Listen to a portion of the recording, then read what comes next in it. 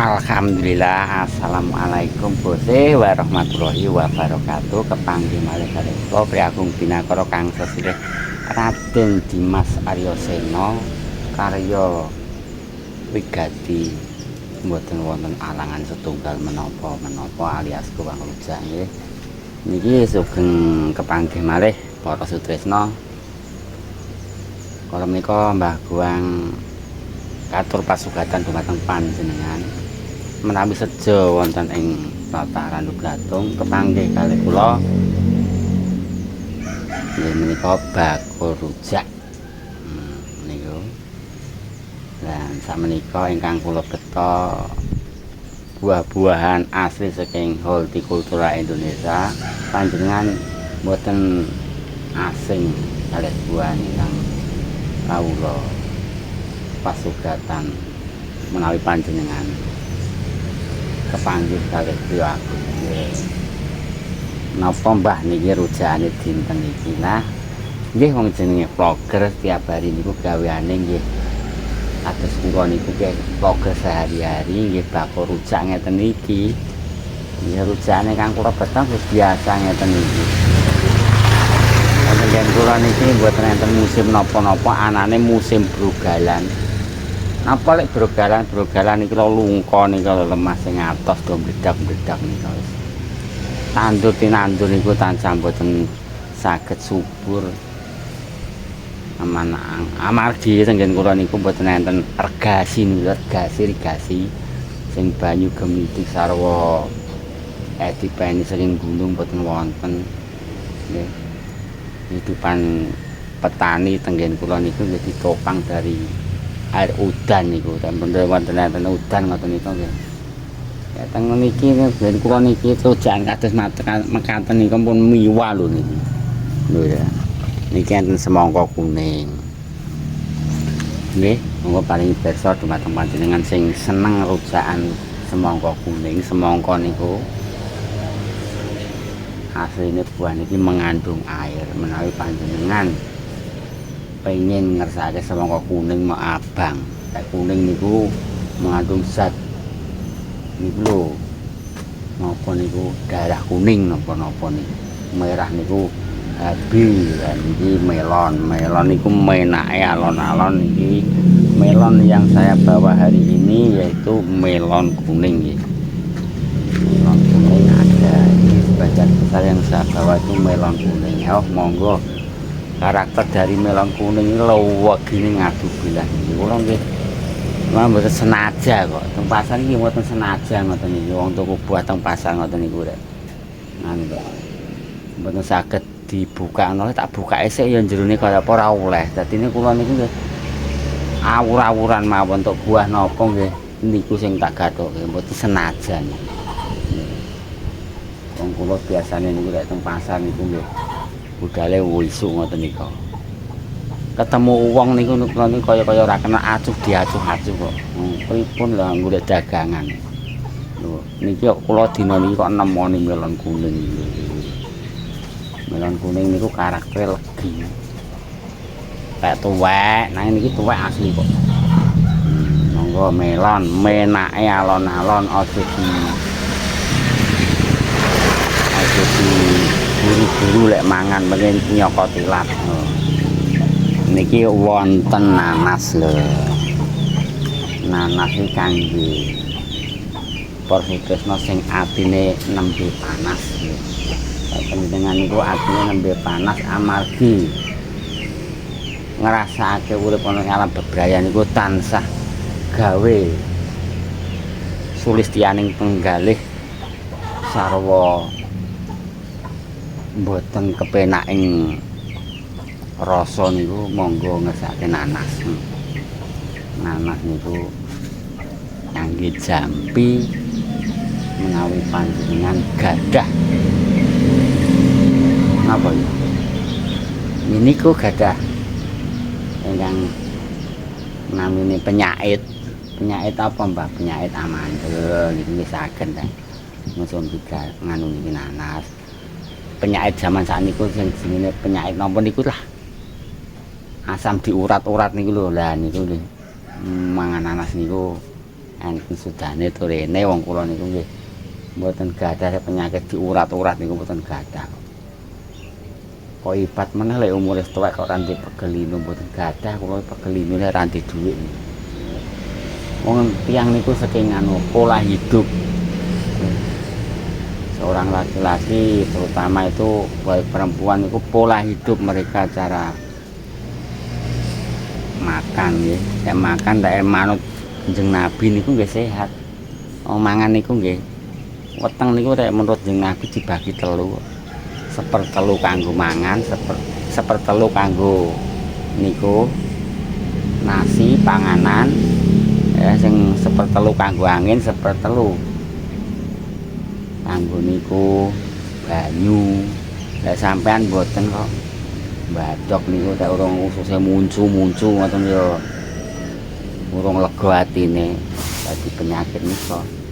Oke, seperti bagi sepertelu tadine mangan niku ora usah warek-warek, mangan warek-warek niku akeh ngisang-ngising mawon. Nek percaya wis toh mangano sing warek sampean.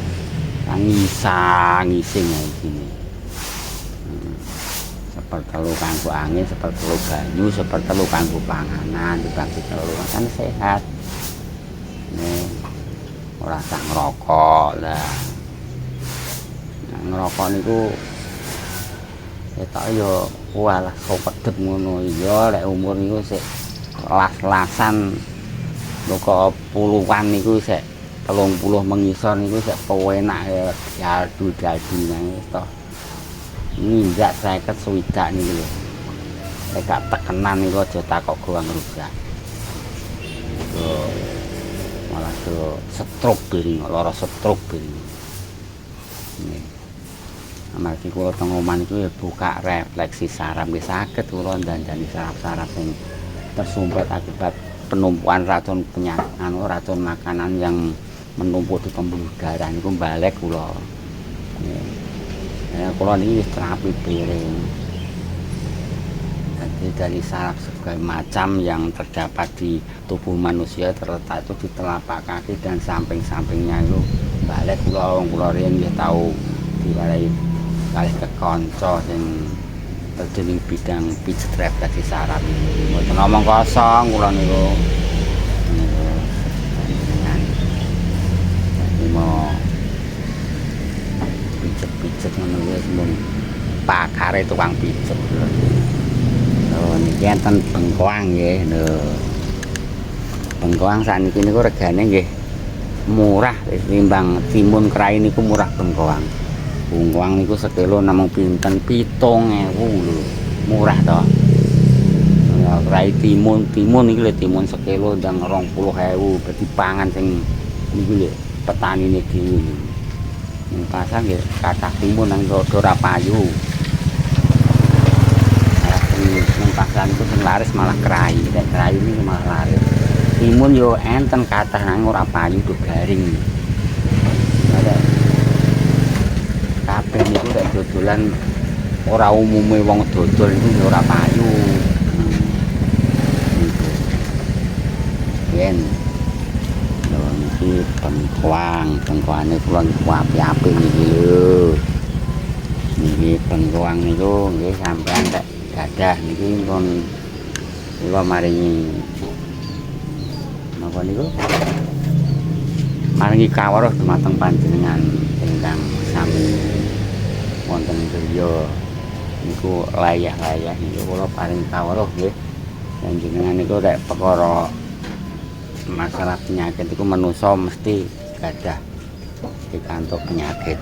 Ra mungkin niku jenengan niki rek jenengan kepengin obat lara weteng nggih rek cuma lara weteng jenengan njen kula tak terapi pasti alhamdulillah dengan izin Allah pasti akan sembuh total wis to lara weteng sing model piye sudah terbiasa kula niku nerapi ngoten nang jenengan kepengin obat lara weteng niki nggih kula paringi pirsa niki bengkoang niki diparut bengkoang niku diparut diperes dicikuk banyune dicampur karo madu asli niku jenengan opo esuk sore lho niku niku nek mboten adoh saka tukang refleksi saraf niku mang ombe niku insyaallah niku nggih adem teng weteng. Niki bengkoang niku. Parut nggih, parut lembut ngoten niku. Peres banyune dicampur karo madu asli. Nggih, aja madu-madu sing anu niku, nek iki golek medakno madu asli ya angel ta. Tidak sampean pesen wong sing biasa golek madu. Sampean niku sakit napa mawon kula niku nggih menerapi berbagai macam lho niki enten timun bengkok mboten timun iki krai kula beto krai. Kula niku wau krai 10.000 untuk sak pirang-pirang kok kula kok. Lho. Tar golek sapi neh. Kasih tabehan nih kok. Niku. Terus kok. Iki lho ape tak pamerno iki lho bar laris. Nah, niki krai lho nek krai niku nggih regane niku nek krai nggih tenggen kula niku regane lah umum lah pokoke. Krai niki umum lah umume bakul kira-kira sing tuku niku ki ya ora larang ora murah. Nek timun niku regane kurang ajar kok. Timun kok 20.000 sekilo niki sing kon badhok timun sapa wong timun ya badhokan ra enak mawon. Akhire ora payu nih lho ning pasar. Bakul ya ngedepno nganggur dadi kreseki akhire kuning-kuning ngono kan kuning-kuning ngono iki diguwak nek diguwak ya goleki aku kon nuku sak karep sak gendeme jere ae. Niki ya. Niki timun. Ini krai kok timun. Lah krai ngeten niki gambare niki krai niku rasane renyah, enten legine ngoten lho. Enten rasa ana legine niku krai. Janjane iki timbang timun niku enak krai. Tek timun niku tek ing mangsa ketiga ngeten niki. Nggih. Niku kula niku pun pakare buah dari puluhan tahun, 30 tahun lebih. Jadi timun kalau musim kemarau seperti ini sebagian besar kebanyakan lho ya iku ana pahite apa neh nek sing ning pangkale ngono kae ya kadang pahite nek banyak udan ngono kae biasanya jarang pahit. Nang timun nek ora ana udan ngene iki wis to sing akeh-akeh pahit. Nah niki wis kula nggawane niki tok niki mboten enten buah liyane. Mungkin teng pasar Paing niki tenggen kula niku pasaran dinten pasaran. Dinten pasaran niki tenggen kula niki pendak dinten pasaran niku pasar Paing niki pasaran Paing. Dadi dinten pasaran niku tenggen kula niku biasanya enten tambahan bakul sapi karo bakul wedhus. 5 dina pisan tenggen kula niku enek jenenge pasaran ingkang kawastanan Paingan. Lah niku nggih rame rodokan niku. Enek ketambahan bakul sapi, bakul wedhus, bakul sepeda. Niku rada rame. Nah, niku jenengan mungkin nek teng Paingan lah.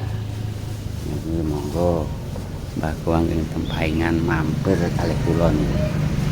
Wae dina niki ngeten. Nah. Nggih. Nggih sekar semanten nggih niki wong Mbah Goang badhe ndang budal. Niki udakara nembe jam sekitar jam 7:30-an. Mungkin nek pun wancine tabuh.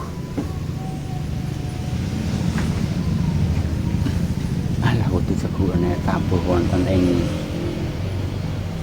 jam 8 kula badhe makarya pados pangupa jiwa tak japanane bismillahirrahmanirrahim tolu kentung kalung sengkala ming karangan putra-putrane bagus golek sandang pangan ula lanang padha nyimpang ula wedok padha tuku potok lapu jopat-jopu semprong bolong buntal pincal tumane asu ora enek rondo ompong ora enek rondo ayu rondone padha lencu kabeh amarga mergawe golek sandang pangan nggo golek weteng sing padha lesu pikopat panjang itu saukan saka itu kang kawadi ari-ari pot teng jatuh wae golek sanapan kang cukup bisa bendingan laku rujaitan wedokan paling penak ayo dodolan nggih niki mugi-mugi dinten iki dagangane saged laris mupeng kena kangge kulaan sak pentingane amin amin ya robbal alamin. Thank you, terima kasih. Aku rindu kalau kamu nanti mendekati aku di setan rujak doang.